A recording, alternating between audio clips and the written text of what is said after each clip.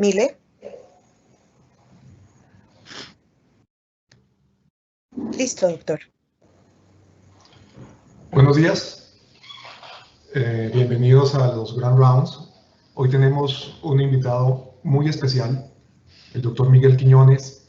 Yo pienso que un porcentaje alto de nosotros ya lo conocemos. Él ha visitado al país muchas veces y amablemente estuvo el año pasado aquí en la institución compartiendo una jornada académica. Para los pocos que no conozcan al doctor Quiñones, el doctor Quiñones ha sido un pionero del ultrasonido durante más de 40 años. Él ha desarrollado métodos para la evaluación de la función ventricular, de la función valvular. Tiene hasta fórmulas que se llaman las fórmulas del doctor Quiñones. También es un abanderado en el desarrollo del ecoestrés para la detección de la enfermedad isquémica. Tiene más de 250 publicaciones en revistas indexadas. Ha sido partícipe de grupos de diseño de guías. Fue el chairman de cardiología del Hospital Metodista durante más de 10 años. Ha hecho parte del board de directores del American Society of Echo, del International Society of Cardiology. Ha sido parte del editorial board del JAC, del JACE, de Circulation. Y en el año 2012 recibió el título honorífico de Master del American College of Cardiology y también un título honorífico por el trabajo a toda una vida del American Society of Echo. Pero pues más que toda esta cantidad de títulos y de trayectoria que es tan impactante, lo que yo puedo definir al doctor Quiñones es como un profesor en toda su magnitud. Yo creo que los que hemos pasado por sus manos y hemos tenido el privilegio de recibir esa gran cantidad de información y esa gran cantidad de datos que nos han servido para la vida, podemos simplemente decir que el doctor Quiñones es eso, es un profesor y al cual le estamos infinitamente agradecidos todos los que hemos pasado por sus manos. Hoy es una charla interesante porque vamos básicamente a revisar unos casos y vamos a discutir con él esos casos y tratar de sacarle el mayor provecho posible en la evaluación ecocardiográfica de la enfermedad valvular aórtica y mitral. Entonces, doctor Quiñones, nuevamente muchísimas gracias, bienvenido y tiene usted la palabra. Muchas gracias, Gabriel, y buenos días a todos ustedes. Espero que todos los que nos están escuchando estén en buena salud y libres del COVID. La verdad que ha sido algo increíble mundialmente y todos rezamos de que esto pase eventualmente y nos mantengamos en buena salud. La idea de hoy es, como dijo Gabriel, enseñar algunos casos que nos ayuden a afinar la capacidad de evaluar estas enfermedades que son tan comunes y tan importantes. Y los casos todos van a tener diferentes aspectos de enseñanza, pero que están todos usando las guías que se publicaron en el 2017 por el American Society of Echocardiography. Mi compañero el doctor Bill Sogby fue el autor principal de esas guías. Y vamos a empezar con el primer caso. El primer caso es una señora de 45 años que fue referida al centro nuestro para un reemplazo de válvula mitral. Tenía un historial de hipertensión por muchos años y tenía también esclerosis múltiple por unos 5 años. Recientemente un médico, creo que fue el neurólogo, escuchó un soplo, se la mandó al cardiólogo, hicieron ecos y ahí empezó el descubrimiento de la insuficiencia mitral. Los síntomas son síntomas de mucho cansancio y fatiga y sí tenía un aumento en disnea en los últimos meses, con actividades como caminar en la casa, hablar por mucho tiempo y necesidad de respirar más rápido. No tenía orsopnia ni tenía episodios de noche de ahogo o fatiga. Y aquí viene el eco. Como pueden ver, tienen un ventrículo excelente, una función ventrícula excelente, tienen unas aurículas gigantes. Pueden ver la válvula mitral con áreas distales de foco de calcificación. Y aquí ven ustedes la insuficiencia mitral. Este es un eje corto donde pueden ver las calcificaciones focales en la válvula. Y aquí pueden ver, ya usando medidas un poquito del área, lo que se llaman el vena contracta, que tiene alrededor de unos 7 milímetros. Y aquí lo que vemos es una comparación de cómo se ve el área de aceleramiento proximal, pero también el área regurgitante, lo que llaman el jet area, a tiempo real y cuando se para la imagen en el máximo del jet area. ¿Okay? Yo sé que muchos de ustedes que hacen eco frecuentemente les gusta mirar el chorro de insuficiencia y tener una idea de cuánto ocupa dentro de la aurícula izquierda. Aquí vemos el Doppler mitral pulsado, una velocidad de unos 1.4 centímetros por segundo, buena compresión de la cava. La velocidad tricúspide nos da un estimado de una presión pulmonar sistólica de 34. Así que con esto, la primera pregunta que ustedes deben contestar, y no va a ser fácil verla para lo que ustedes todos contestan, pero para ustedes mismos, ¿no? ¿Qué creen ustedes que esto es? La causa de la insuficiencia, una enfermedad inflamatoria, una degeneración mixomatosa, una válvula Flare, una irritación funcional o un problema congénito. ¿Okay?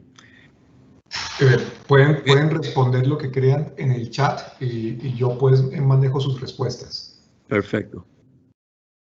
Espero que la mayoría de ustedes hayan contestado el número 1, porque la verdad es que es bastante obvio, ¿no? Aquí no hay prolapso, no vemos nada que sea un engrosamiento difuso, no hay un flare, pero sí hay estas áreas distales de calcificación. O sea que es un proceso inflamatorio, nunca se pudo saber, ella no dio historial de fiebre reumática, pero como ustedes bien saben, hay un 50% de adultos que presentan con enfermedad mitral reumática no tienen memoria de una fiebre reumática aguda. Es posible que sea de origen reumática. La insuficiencia mitral reumática es diferente a la estenosis y frecuentemente puede tener este comportamiento. De todas maneras, nunca se pudo saber, pero se sospechó que quizás pudiera tener un origen reumático, sobre todo por el tamaño de la aurícula izquierda, que estos pacientes con insuficiencia mitral reumática tienden a tener aurículas gigantes. Es interesante que ella está en ritmo sinusal. La pregunta importante es esta, y ahí sí me gustaría que ustedes hicieran lo mejor que puedan de votar en lo que creen. Si es leve, si es moderada, si es de entre moderada a severa, que lo diríamos grado 3, o si es grado 4, que ya es una insuficiencia súper severa. Y si pueden, dennos sus ideas. Le voy a dar unos 30 segundos para que hagan su evaluación.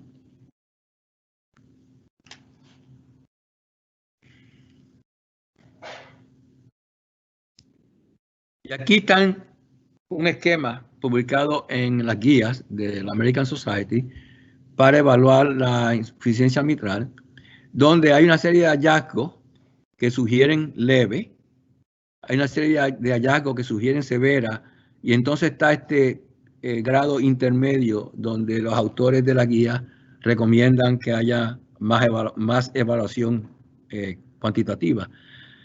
Yo creo que estamos todos de acuerdo. La mayoría se fue por severa. Muy bien, perfecto. Creo que estamos todos de acuerdo que no es leve. Así que la pregunta es severa o quizá un poquito menos como moderada. Y de acuerdo a la guía, si hay 4 o más de estos criterios, la probabilidad de que sea severo es bien alta. Una válvula Flare, una vena contracta de 7 o más milímetros, un radio de Pisa aumentado, un jet central que ocupa más del 50% del área, flujo retrógrado en las venas pulmonares y un aumento del tamaño del ventrículo izquierdo. En este paciente creo que hemos visto esto. Hay un Pisa radius, hay un large central jet. El ventrículo izquierdo no es alterado en tamaño. No sabemos bien sobre esto. O sea que ya está un poquito en lo que llamamos severidad intermedia. O sea, hay un poquito de zona gris. No estamos 100% seguros. Debido a esto, hicimos cuantificación. Entonces vamos a hacer un poquitito de cuantificación, ¿ok? La aurícula inmensa, la aurícula derecha normal, lo pueden ver aquí. El ventrículo 5.1 centímetros, que es un tamaño para al paciente de ella, quizás un límite, upper limit, como decimos, pero el volumen a fin de diástole 149 cc, tremenda fracción de eyección excelente, por lo tanto un volumen de 113 cc que salen del ventrículo izquierdo. No hay insuficiencia aórtica, por lo tanto es un caso excelente para comparar el volumen latido por 2D con otro estándar. Y en el caso de ella, el estándar es a nivel del tracto de salida del ventrículo izquierdo. También para tener un control interno, intentamos hacer un poquito de medida a nivel del ánulo mitral, que medía 2.6 centímetros. Hay que ponerle la muestra exactamente en el ánulo, hacer el integral. El ánulo, la área anular se estima usando la fórmula circular, lo cual sí tiene potencial de error.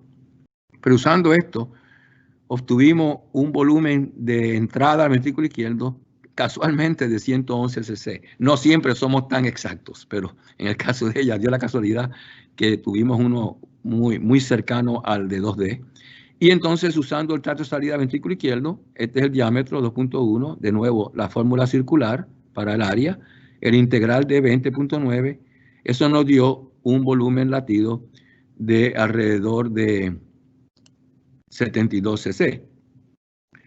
De tal forma que tenemos un volumen regurgitante 111 menos 72 de 39 y una fracción regurgitante de 35%. Esto la pone en una insuficiencia moderada, pero no severa, ni grado 3 ni grado 4. Sería un grado 2, basado en la información que está en las guías.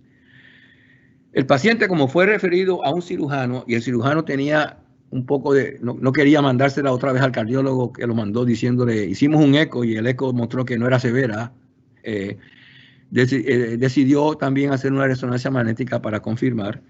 Esas son las imágenes de la resonancia magnética. Ven ustedes que la válvula, de nuevo, está restrictiva en su movimiento y pueden ver ustedes aquí el chorro regurgitante.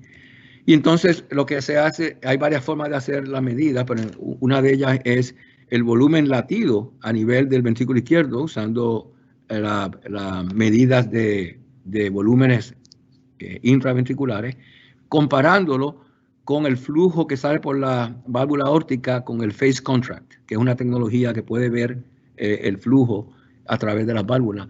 En este caso, 86 menos 55 dio un volumen regurgitante de 31 y una fracción regurgitante de 36, muy parecida a la nuestra.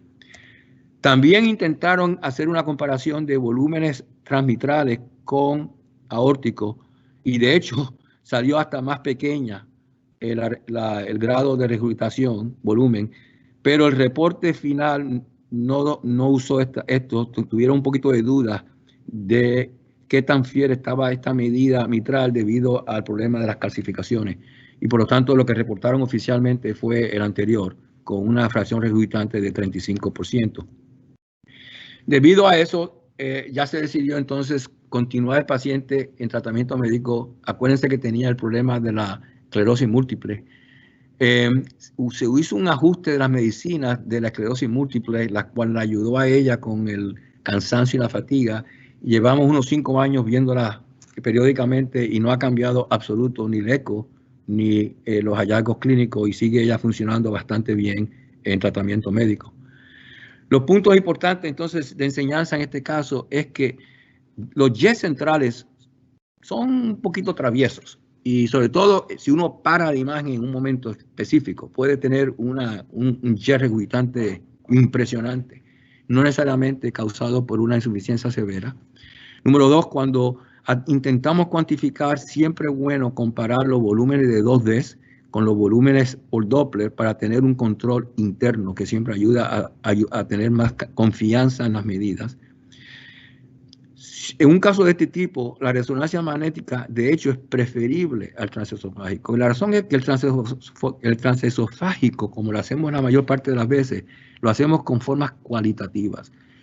Y el jet area es una de las cosas que frecuentemente los cardiólogos usan con el transesofágico y va a tener el mismo peligro de lo que hablamos aquí con el transtorácico. Ahora bien, si usted es un experto en transesofágico y usted usa 3Ds y usted sabe cómo hacer una medida por 3Ds del área regurgitante, entonces el transesofágico puede ser de gran ayuda. El problema es que todavía en la práctica clínica rutinaria muchos cardiólogos todavía no saben bien cómo poder hacer esto, porque es un poquito tedioso tomar los cortes, poder tener exactamente un corte de del área regurgitante por 3D, etcétera. Si se hace eso, se tiene mucha mejor información, pero es algo que no se usa en rutina. Voy a parar aquí un segundito a ver si hay preguntas antes de pasar al caso número 2. Gabriel, me deja saber. Ok. Mientras miro si aparecen preguntas, permítame que me pase a un tema, aunque es un primo hermano, es un poco diferente al que usted nos está mostrando, y es básicamente el mismo concepto, el mismo problema, pero traducido a la válvula tricúspide.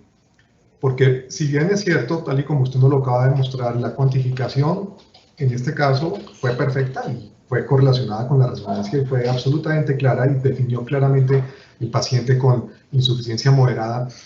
En el lado derecho tenemos dificultades porque ese tipo de cuantificaciones no las podemos hacer y seguimos basados mucho en un rompecabezas de diferentes índices con los cuales tomamos una determinación de la severidad de la insuficiencia. ¿Cuál es su recomendación en casos similares en donde podemos ver insuficiencias tricuspidias centrales en donde no estamos tan claros si es verdaderamente severa o corresponde a un grado menor?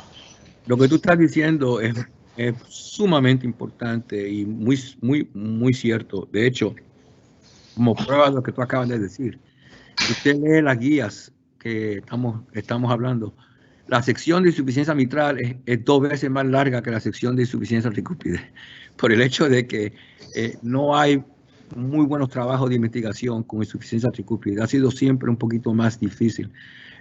Yo creo que es muy importante varias cositas. La densidad del Doppler del CW continuo. A más densidad de ese trazado comparado con la parte diastólica es de gran ayuda. El comportamiento del trazado, si empieza a ser más triangular y menos ondeado, la parte proximal, el grado de aceleramiento proximal y el grado de la vena contracta. Nosotros usamos mucho más todo eso que lo que es básicamente el jet area. Y finalmente, a nivel de las venas hepáticas, cuánto movimiento, cuánto velocidad retrógrada haya en la válvula, en el área de las venas hepáticas. Y diciendo todo esto, sigue siendo muchas veces una adivinanza. Y de hecho, actualmente que tenemos resonancia magnética, muchos de los casos que mandamos son para precisar mejor la insuficiencia tricúspide. Sobre todo que ahora estamos explorando las formas por catéter de evaluar a estos pacientes, de tratar a estos pacientes. Pero lo que tú has dicho es muy correcto. Sigue siendo una insuficiencia difícil de estar segura. Y hay veces que lo más que uno dice, cuando es leve, es leve. Nadie tiene problema con eso. El problema es entre moderado y severo. Y a veces uno hace todo lo que quiere hacer. Y el transesofágico también es complicado también, porque es una válvula un poquito más difícil de ver con el transesofágico. Y de nuevo, está usando las mismas técnicas medio cualitativas, cuantitativas. Por lo tanto, a veces uno hace el transesofágico y se sigue quedando con cierto grado de duda entre moderado y severo. Y por esa razón estamos usando más la resonancia magnética hoy en día, cuando hay duda. Sí. A eso vendría la segunda pregunta, que es del doctor Medina, él siempre haciéndose propaganda, y es qué porcentaje de pacientes con insuficiencia mitral son referidos a resonancia para la cuantificación de su severidad.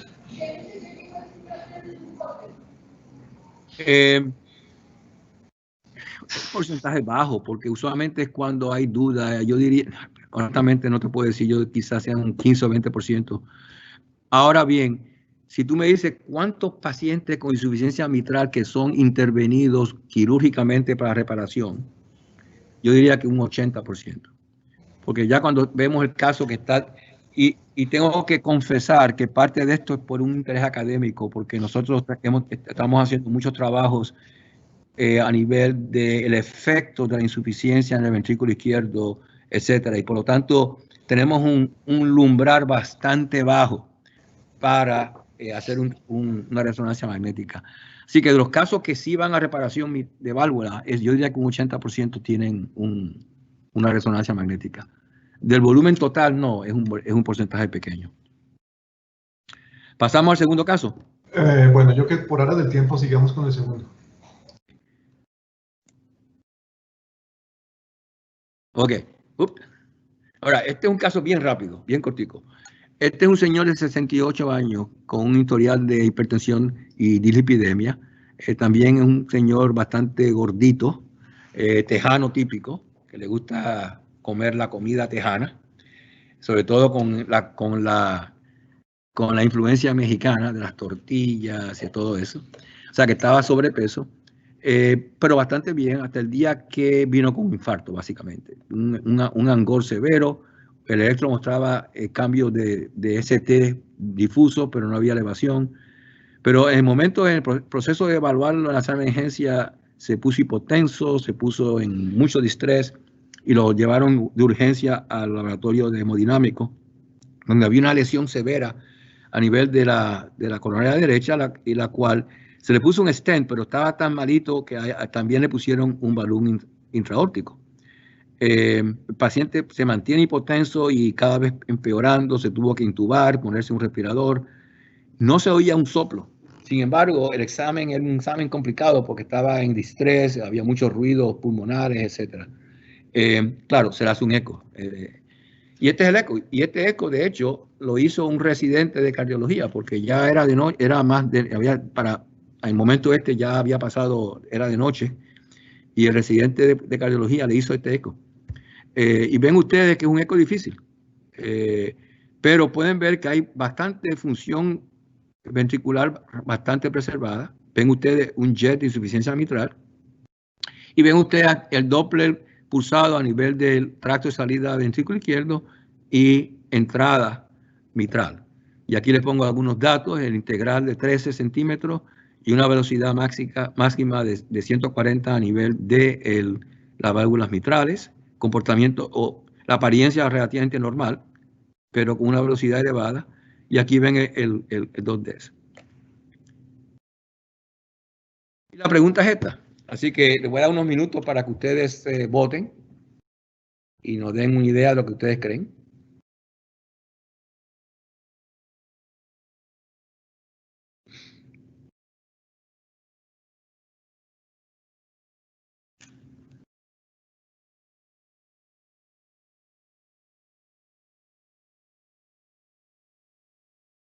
Ok, ¿estamos recibiendo alguna información, don Gabriel? Están entre moderada y severa. La Ok. doctora Frida, aquí mi compañera, dice que es severa. Y es con 100% de seguridad, deben decir severa.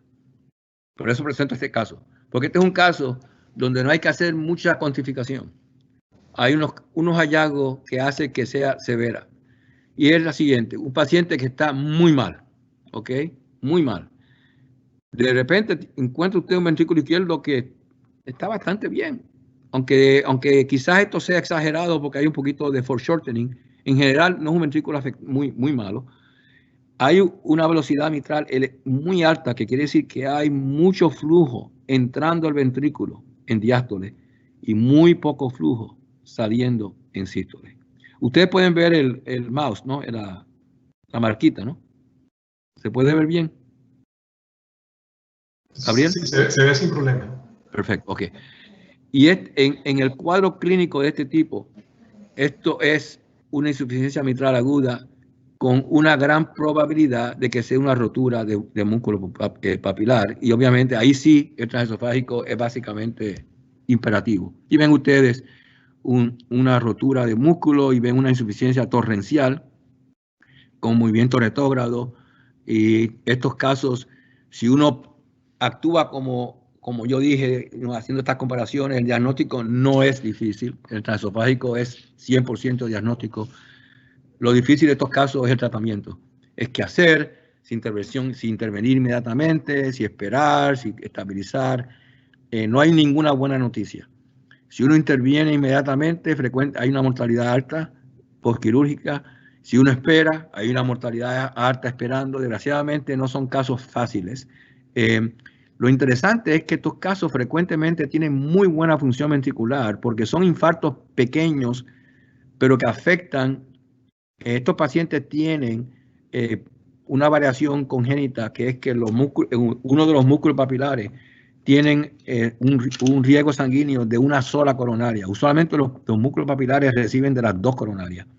Pero si usted tiene un músculo papilar que recibe solamente de una coronaria y esa coronaria se obstruye, ese músculo puede infartar al nivel de romperse.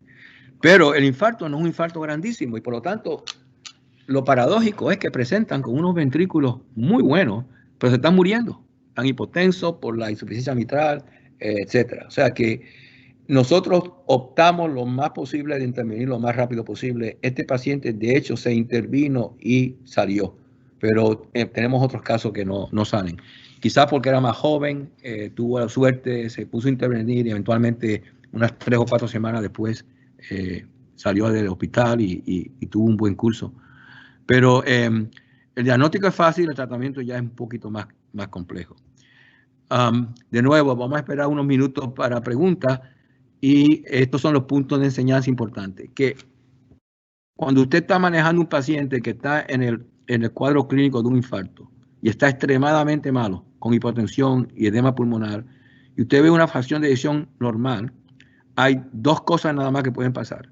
O una rotura del tabique interventricular, o de la pared libre, o una ruptura de músculo papilar. Esos son los cuadros que usted debe pensar. Claro, este paciente no tenía evidencia de una rotura de tabique, no tenía derrame pericárdico ni tamponada. Por lo tanto, lo más probable, y tenía unos hallazgos que ya vimos del aumento velocidad mitral comparado con el trato de salida. Así que estos son y aunque el eco no sea de gran calidad, si usted ve estos hallazgos que hemos visto, función ventricular preservada, velocidad pequeña a nivel de trato de salida y velocidad alta mitral, es un diagnóstico de rotura de músculo papilar hasta que se pruebe lo contrario. ¿Preguntitas? Me preguntan sobre el rol del eco, el POCUS, el eco de bolsillo.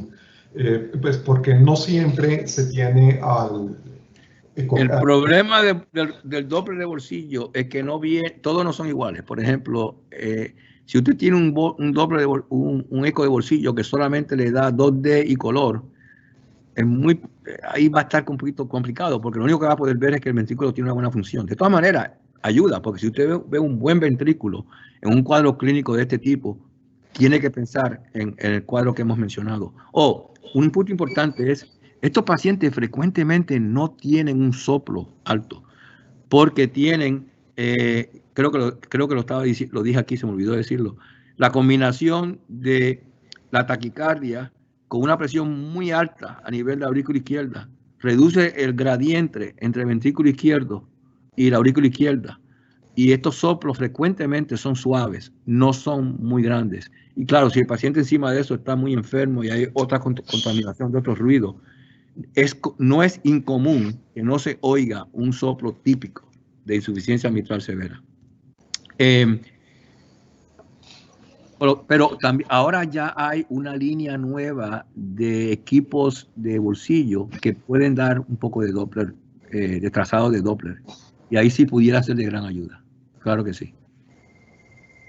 Ok, yo creo que sigamos con el siguiente caso, doctor. El siguiente caso va a ser un caso que va a ser presentado por el grupo de la Fundación Caro Infantil. Así que voy a pasar aquí para el doctor Diego Carnica, y si yo quito aquí, ustedes pueden entrar.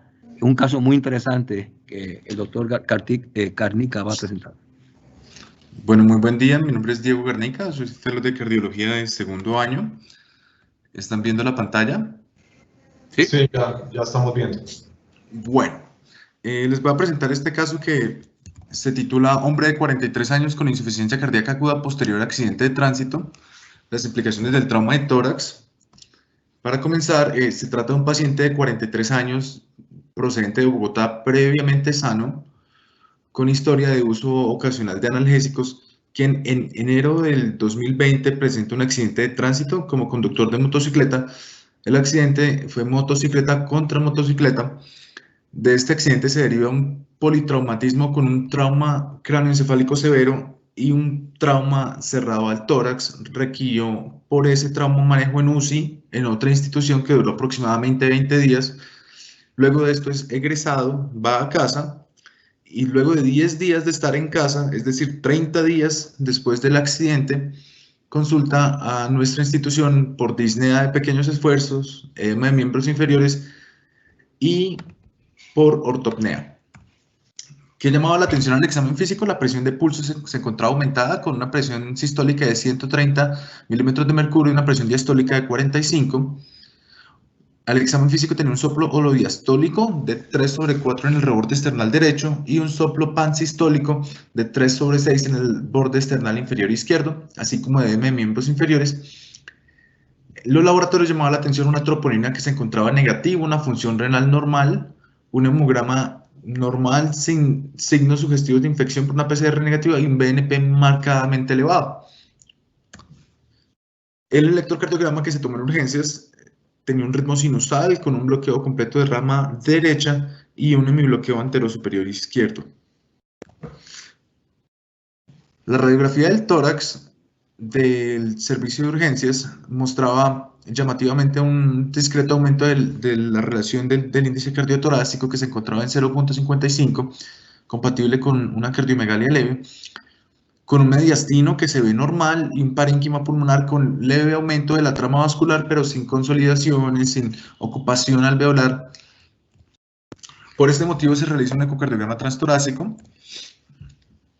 Estas son las primeras imágenes del estudio. En el recuadro superior izquierdo que les estoy señalando, se observa un ventrículo izquierdo en un eje parasternal largo que se encuentra levemente dilatado, con hipoquinesia difusa. En las estimaciones que se hicieron por las proyecciones apicales mediante un método de Simpson biplano, se estimó una fracción de eyección del 35%. Cuando hacemos zoom sobre la válvula aórtica, vemos la presencia de un flail que se origina de la cúspide coronariana derecha. Dicho flail, en la exploración del color y con el zoom a dicha exploración, vemos que genera un jet de regurgitación que es bastante excéntrico y se dirige hacia la valva anterior de la válvula mitral. Tratando de objetivizar y cuantificar más esta regurgitación, se hizo una exploración color en el 5 cámaras de la apical, encontrando un jet que es efectivamente excéntrico, pero que no ocupa toda la cavidad del ventrículo.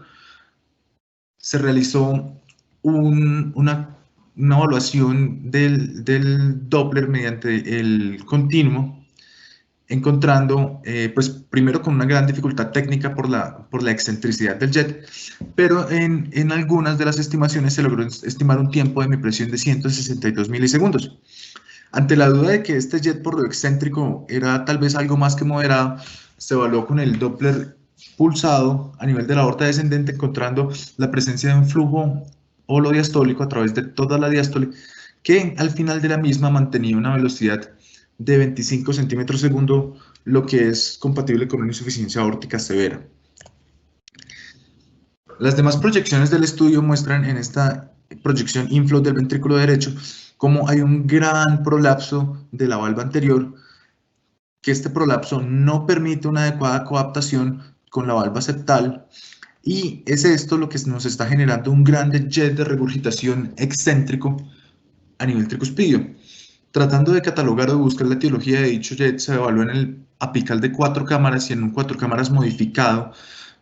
Vemos cómo hay ruptura del músculo papilar anterior y que por esta proyección vemos cómo está prolapsando la valva anterior, y en esta modificada, en el que podemos ver el seno coronario, vemos que también prolapsa la valva posterior.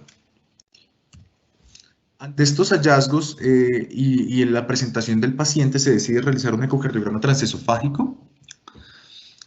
Evaluando en una proyección medioesofágica de 3 cámaras a 130 grados, con zoom sobre el tracto de salida, vemos efectivamente que hay abulsión y flail de la cúspide coronariana derecha, que es esto lo que está generando un gran jet de regurgitación que es excéntrico. Cuando se hace la reconstrucción tridimensional, observamos efectivamente la presencia de abulsión y de flail de dicha cúspide. En esta proyección, que es un steel frame de esa misma reconstrucción, vemos en este segmento el flail de dicha cúspide, y en la reconstrucción tridimensional del tracto de salida observamos efectivamente cómo está el flail y la abulsión de la cúspide coronariana derecha. Para evaluar la válvula tricúspide se evaluó mediante una proyección medioesofágica, inicialmente en 4 cámaras a 0 grados, y observamos primero cómo hay un gran movimiento por ruptura del músculo papilar anterior. Dicho músculo permite un gran movimiento y prolapso de la valva anterior de la tricúspide, que haciendo zoom no logra coaptar con la valva septal, y esto genera un gran jet de regurgitación muy excéntrico. Cuando se hace la evaluación Doppler, encontramos que dicho jet no solo es triangular, tiene una velocidad cercana a los 2 metros, es una velocidad baja y una terminación temprana, lo que es compatible con una insuficiencia tricuspidia severa. Para terminar de evaluar la etiología, se hizo una reconstrucción tridimensional desde la vista del cirujano y desde 2 cámaras modificado.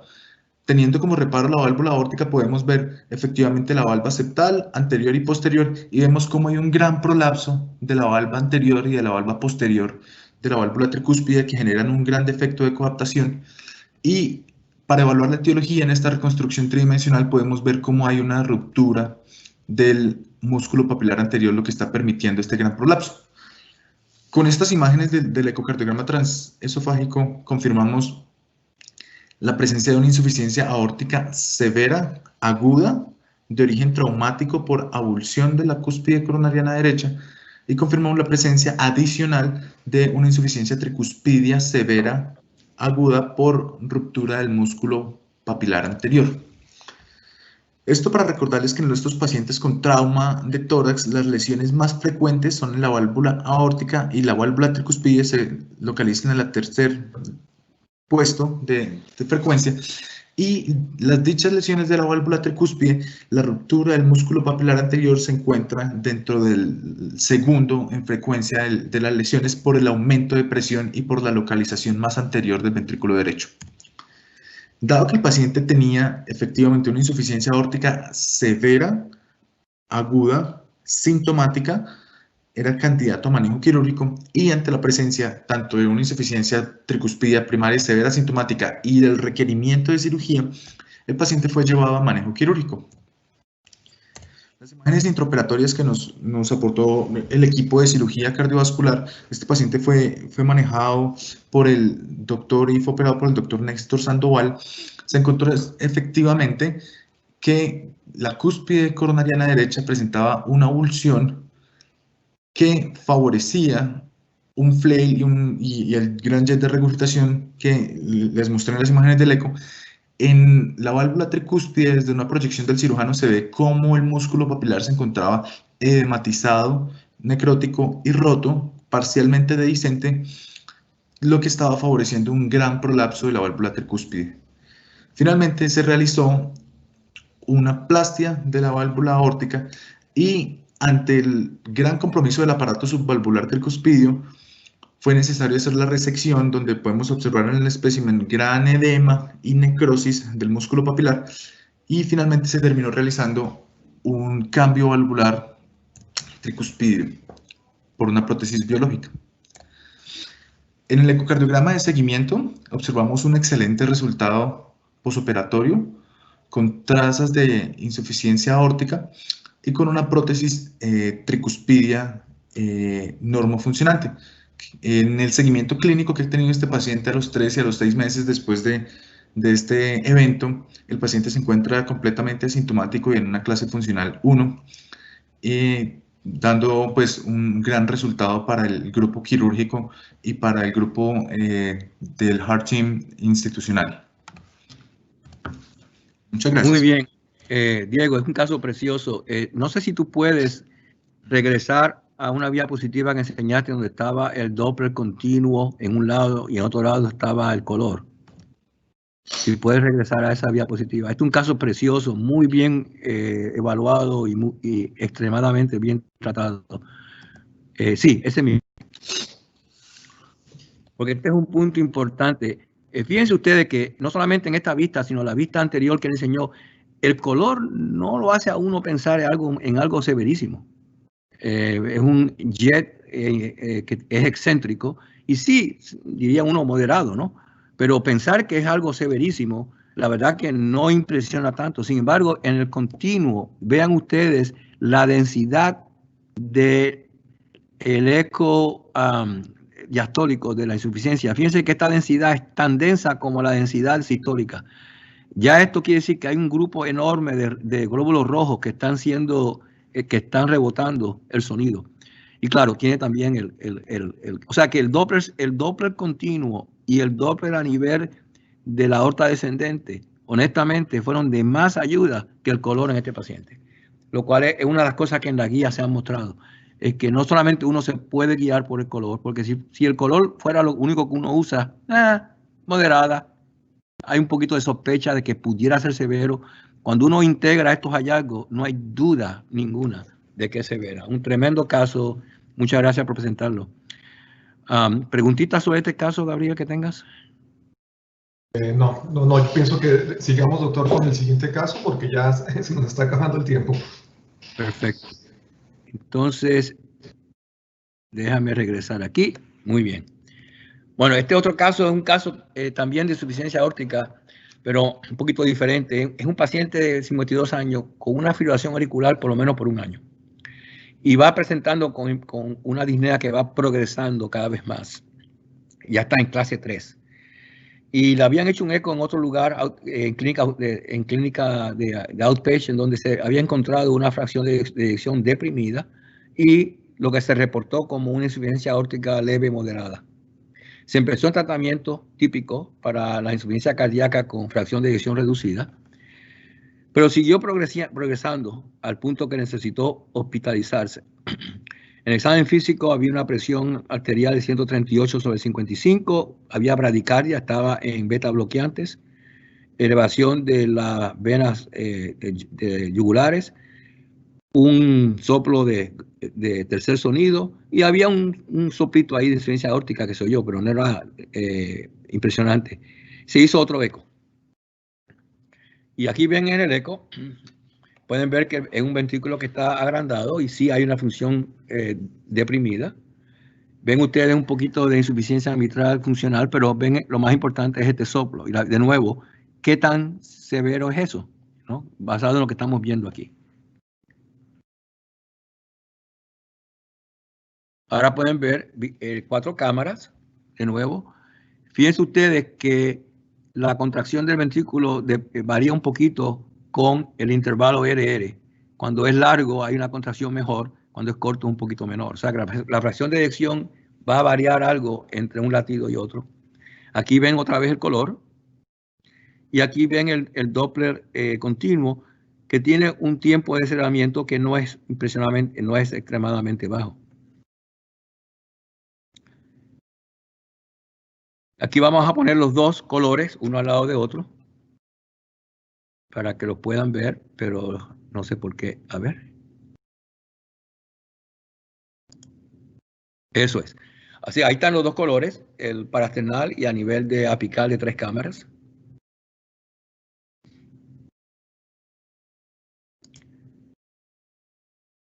Y aquí ven a nivel de la aorta descendente, si hay un movimiento retrógrado. La pregunta es si es holodiastólico o si más o menos termina por aquí. Ya con esa información, ¿qué dirían ustedes? De nuevo, voy a pausar unos minutitos para que puedan ustedes votar.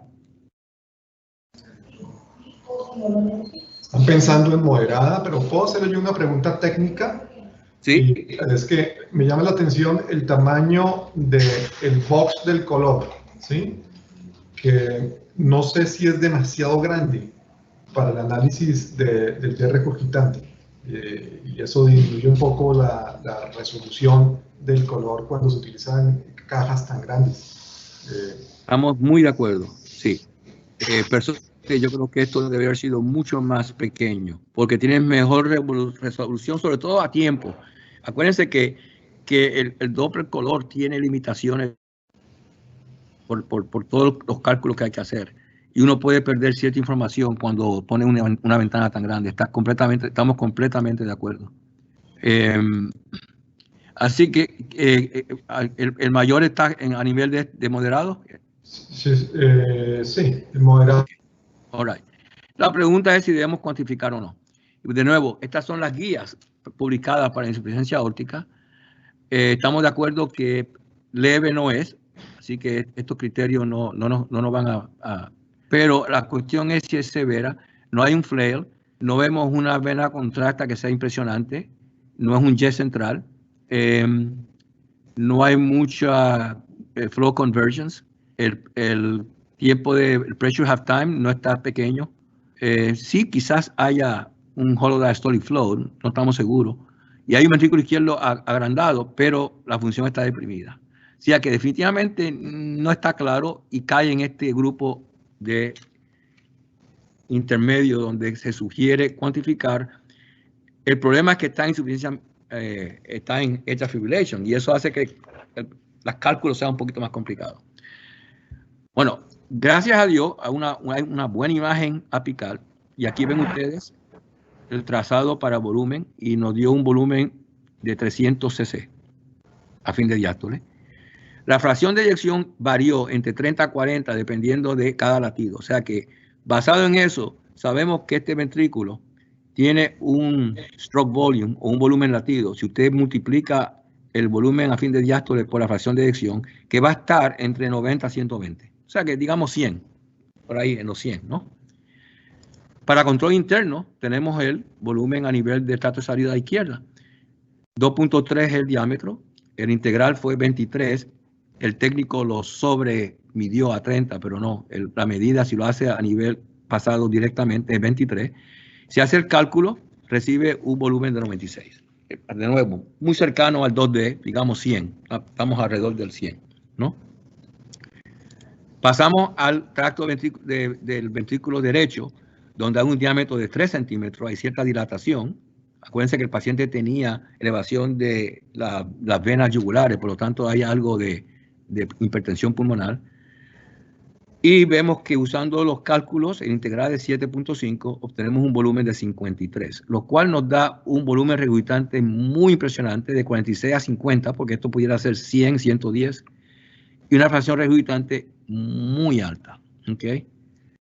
Este paciente estaba en insuficiencia cardíaca con fracción de eyección deprimida y por lo tanto la decisión si se hacía una intervención quirúrgica o no era muy, muy seria. Y se decidió de nuevo, como hablamos anteriormente, hacer una resonancia magnética. Y aquí ven ustedes la resonancia magnética del paciente, ahí ven el chorro de insuficiencia. Pero aquí están los valores. 319 fue el volumen a fin de diástole, el stroke volume de 128, y a nivel ventrículo derecho 67, con un volumen regurgitante de 61, fracción de regurgitante de 48%. O sea que, de nuevo, muy impresionante la insuficiencia aórtica, con cuadros clínicos iniciales que no eran tan impresionantes. Lo más impresionante era, si se dan cuenta, tenía una presión arterial de 138/55. Ese era quizás el hallazgo que tenía ahí la señal de posible insuficiencia aórtica severa. Y los puntos de enseñanza, de nuevo, aquí vemos los puntos de enseñanza es usar el volumen latido, el volumen por 2D como control interno y comparar con algunos otros, en este caso un volumen latido elevado con una integral pequeño a nivel de ventrículo de derecho. Ya de por sí eso es un hallazgo que sugiere que haya una insuficiencia aórtica importante. Y de nuevo, hacer cuantificación cuando hay cierto grado de duda, sobre todo estos pacientes que tienen fracción de eyección deprimida, pueden ser un poquito más difíciles y hay que tener cuidado porque en este paciente se le hizo cirugía y salió muy bien. Tuvo un poquito de dificultad inicialmente postoperatorio que el grupo nuestro de insuficiencia cardíaca lo tuvo que manejar. Pero eventualmente se mejoró, salió y un año más tarde lo vimos en clínica muy bien. O sea que este paciente hubiera seguido con problemas, pues, si lo tratábamos puramente médico. Así que estos son pacientes que uno no puede conformarse con una evaluación sencilla usando Doppler a color, etc. Hay que pensar, hay que usar estas guías que han sido publicadas y lo más cuando es necesario hacer cuantificación. Y si sigue la duda, entonces usar otro procedimiento, ya sea el transesofágico, ya sea una resonancia magnética, pero tiene uno que tener cierto grado de seguridad de lo que tiene el paciente porque el manejo puede ser muy, muy diferente. ¿Preguntitas sobre este caso antes de pasar al último caso? No, señor, no, por el momento no hay preguntas. Perfecto. Bueno, vamos a terminar con un caso que es muy interesante y lo voy a tratar de pasarlo rapidito porque es un caso que sí dio muchos puntos de enseñanza. Es una señora anciana, 85 años, pero que había estado en buena salud y presenta con una disnea bastante rápida, progresando a clase 3.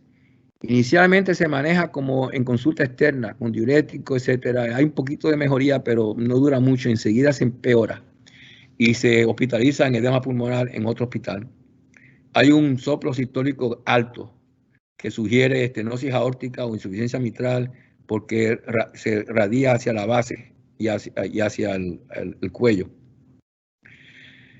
Se transfiere al hospital nuestro porque está en condiciones críticas y ahí se le hace el primer eco que hicimos nosotros.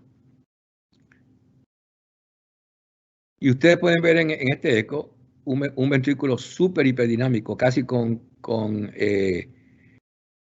la cavidad se elimina, ¿no? Una hiperdinamia excesiva. Ven ustedes movimiento anterior de la válvula mitral con obstrucción del tracto de salida y una insuficiencia mitral importante. Aquí la cuantificación sería difícil por todo lo que está pasando con la obstrucción, etc. Aquí ven el Doppler continuo. Este es a nivel del tracto de salida del ventrículo izquierdo con un chorro típico de una obstrucción dinámica, pero muy alta, la velocidad de 6.9. A nivel mitral, obviamente, mucho más alta porque estamos ahora viendo el gradiente entre la aurícula y el ventrículo izquierdo. Esta es la insuficiencia mitral. Ven ustedes que es continua con el mitral inflow. Y aquí ven ustedes un poquito de insuficiencia aórtica y esta es la velocidad a nivel del tracto de salida. Así que lo que tenemos en este paciente es un ventrículo súper hiperdinámico. Sin embargo, no hay hipertrofia ventricular. Hay un tabique sigmoide, pero el resto de las paredes están bastante bien. O sea, este no es un caso de cardiopatía hipertrófica. Hay un SAM importante, hay obstrucción dinámica y hay una insuficiencia mitral importante.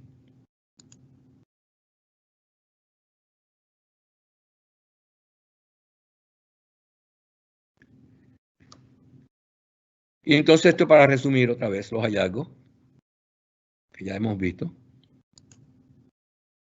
Y recordarnos, este caso nos hace recordar que el mecanismo de SAM no tiene nada que ver con la hipertrofia.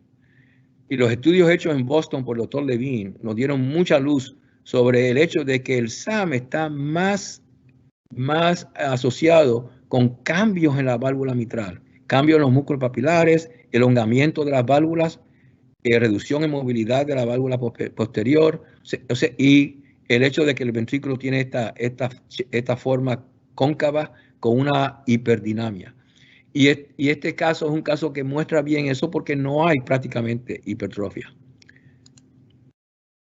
Bien, el problema ahora es qué hacer con este paciente. Se admite al hospital, está en cuidado intensivo, intubada, en ventilador, hipotensa inicialmente, se pone un Swan Ganz y tiene presiones elevadas en los pulmones, se le da diurético, pero el problema es la presión, eventualmente entre una combinación de diurético con cuidado, vasopresores, se estabiliza la presión alrededor de 100, pero sigue teniendo muchos problemas respiratorios, no se puede extubar. Se pone antibiótico, un pensó que quizás había un componente de pulmonía. Pasan 6 días, el paciente no mejora nada, fuera del hecho de que la presión está alrededor de 100. ¿Qué hacemos? Tratamiento médico, ¿cuál? Hemos hecho todo lo que hemos posible, nadie podía pensar de nada médico que pudiera cambiar esto. Reparar la válvula mitral, bueno, ¿con qué técnica? ¿Qué haríamos? Y encontramos un cirujano que la quiere operar. Pasa lo mismo aquí, no hay suficiente tabique para poder quitar un pedazo quirúrgicamente. Y de igual forma, no hay suficiente tabique para inyectar alcohol. Así que el intervencionista no quería hacer nada, los cirujanos no querían hacer nada. Reemplazar la válvula mitral era una opción, pero de nuevo, volvemos a lo mismo. Ni el cirujano más experto del hospital quería intervenir por el hecho de que básicamente tenía 85 años y parecía que no iba a poder salir de ningún tipo de intervención quirúrgica. Así que la pregunta es, ¿qué hacemos? Llamamos a la familia, discutimos tratamiento paliativo, etcétera, o habría alguna otra opción. Y en esta discusión en el grupo, porque la verdad que hubimos varios mezclados, se nos ocurrió, bueno, ¿qué pasa si hacemos un clip mitral? El intervencionista estuvo dispuesto a tratarlo. Y aquí ven ustedes, durante el proceso, el primer clip se pone y ya vemos cierta mejoría en la insuficiencia mitral. Aquí está después de 2 clips. Se elimina el SAM, prácticamente se eliminó la insuficiencia mitral. Aquí a los 3 días después, el paciente ya se extubó, presión de 130/80, y ven ustedes el transtorácico, sin SAM y prácticamente sin insuficiencia. Y quizás el más importante de los diapositivas es este último, que se hace 3 meses después, en consulta externa. De nuevo, ventrículo normal, no hay SAM, no hay insuficiencia mitral, y el paciente vino con la hija a hacerse este eco, y los planes después del eco era irse de compras a la galería. O sea que el paciente estaba clase 1, una recuperación excelente, y es un caso que nos hace pensar en la importancia de las nuevas técnicas que tenemos disponibles para manejar pacientes críticos. Y de hecho, este es uno de muchos casos que ya tenemos en nuestro centro, donde situaciones muy críticas hemos podido intervenir con intervenciones por catéter. En este caso, el clip, que inicialmente no lo pensamos, después de una discusión del grupo por un tiempo, se nos prendió la bombilla, como dice, y caramba, ¿por qué no tratamos el clip? Y fue algo casi milagroso. Así que les presento este caso no por la parte diagnóstica, porque honestamente no era difícil hacer un diagnóstico, era más bien por la parte terapéutica, que era muy complicada, y gracias a Dios y a un muy buen intervencionista que hizo el trabajo. Fíjense ustedes que en los clips nuestros todos tienen la guía por eco, y de hecho es un trabajo en equipo entre el intervencionista y el ecocardiografista. Y aquí los dejo para preguntitas y discusión que haya. Gabriel, ¿ustedes han tenido algún caso parecido? ¿Han usado intervenciones por catéter en casos críticos, situaciones muy críticas? No, que yo tenga en mi mente, todos han sido las indicaciones convencionales. No hemos tenido un caso como estos.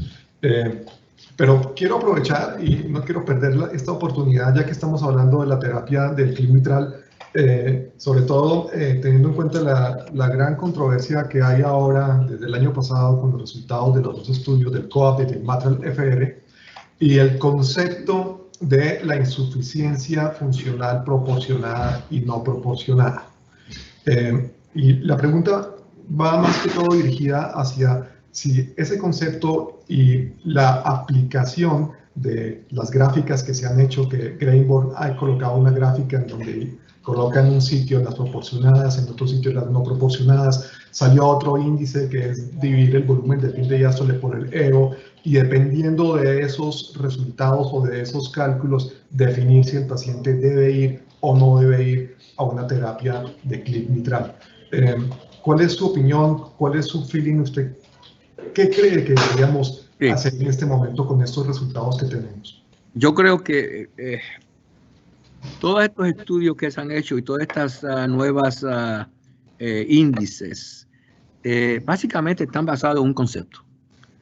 Y a mí me gusta más usar conceptos que usar clasificaciones. Quizás porque la memoria mía funciona mejor con conceptos que con criterios de clasificaciones. Pero si usted mira todos estos conceptos, básicamente si miran todos estos índices, el concepto es bastante claro. Número uno, la insuficiencia mitral tiene que ser severa. Ahora, ¿cómo uno deduce que es severa? Bueno, no es por el volumen regurgitante solo, porque si usted tiene una fracción de eyección de 25% y tiene un volumen latido a fin de diástole de 200, bueno, 200 por 0.25 es 50. O sea que ese ventrículo lo más que puede sacar para afuera son 50 cc. Si está perdiendo 20, está perdiendo 40%. Y es horrible. Sin embargo, si Gabriel, tú tienes 20 cc de regurgitación con un ventrículo, con una fracción de eyección de 65%, tú juegas tenis todos los días. O sea que el volumen regurgitante por sí solo no es un buen criterio. Tiene que ser basado en algo más. Y ahí es que ha salido el uso de el área regurgitante. A mí me gusta más la fracción regurgitante, pero ambos conceptos son parecidos. Porque en este caso que acabo de presentar, la fracción regurgitante es 40%. O sea, que usted puede tener pacientes que tienen volúmenes regurgitantes de 35 y 40, pero son importantísimos porque es un porcentaje enorme de la capacidad de ese ventrículo de poder expulsar, porque es un ventrículo que está deprimido. Eso es número uno. Y ahí que vienen los índices estos proporcionales que están publicados. Pero el concepto para mí es muy sencillo. Por eso a mí me gusta la fracción regurgitante, porque me da inmediatamente me da una idea de qué porcentaje de la capacidad de eyección de ese ventrículo se está perdiendo por insuficiencia mitral. Número dos es qué tan grande y qué tan mal está el ventrículo. Si usted tiene un ventrículo súper dilatado, lleno de cicatriz, que ahí la resonancia magnética nos puede ayudar. No importa lo que usted haga, ese paciente no va a ir bien. Y es una de las cosas que se encontró cuando se comparó el estudio americano con el estudio europeo, es que en los pacientes estudiados en el COAPT, los ventrículos sí estaban dilatados, pero no a niveles extremadamente severos, y posiblemente eran ventrículos que tenían un poquito más de capacidad de recuperamiento que un ventrículo que ya está básicamente fibrótico, extremadamente dilatado. O sea que, honestamente, nosotros en nuestra práctica, sí, esos índices están bonitos para dar conferencia a los fellows. Pero honestamente, de día a día, lo que usamos es, número uno, grado, qué tan dilatado está el ventrículo. Si tenemos dudas, hacemos una resonancia para ver qué tanta cicatrización y si hay cierto grado de viabilidad. Y número dos, usamos fracción regurgitante y ROA, el área regurgitante, como criterio y no el volumen regurgitante por sí solo. A mí me gusta pensar en conceptos menos que en índices, porque los índices hay que estarse acordando de diferentes índices. A todo el mundo le gusta publicar un índice porque, bueno, le da cierto grado de fama a la persona. Pero lo más importante, yo creo que para mí es el concepto.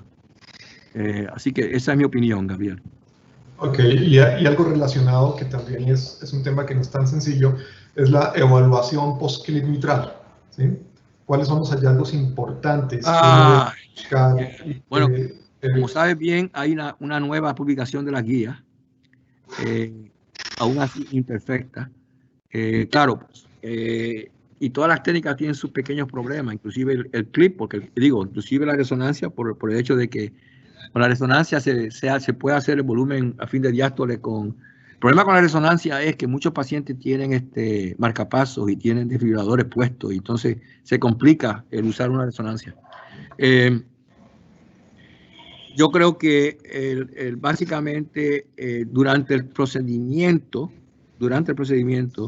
se usa con el transesofágico, se usa el color con ciertas limitaciones, se usa el grado de flujo regurgitante a las venas pulmonary veins, y se usa mucho el cambio, el aumento en el integral aórtico como cambio positivo de eyección.